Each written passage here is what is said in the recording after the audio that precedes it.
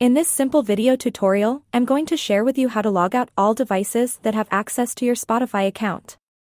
Removing devices that have access to your Spotify account is crucial for maintaining security and privacy. Unauthorized users could misuse your account by accessing personal information, altering settings, or interrupting your listening experience with unwanted streams. On your Spotify homepage, tap right here on your profile icon and select on Account. You will get to this page, scroll down into the section of Security and Privacy. You will then select on Sign Out Everywhere.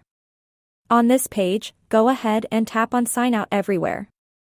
This logs you out of Spotify everywhere you're logged in, including the mobile, tablet, web player, and desktop apps.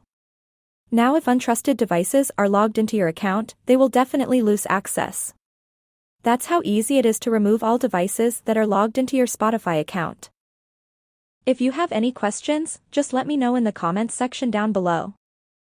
Please don't forget to leave a like, share and subscribe for more video tutorials like this one.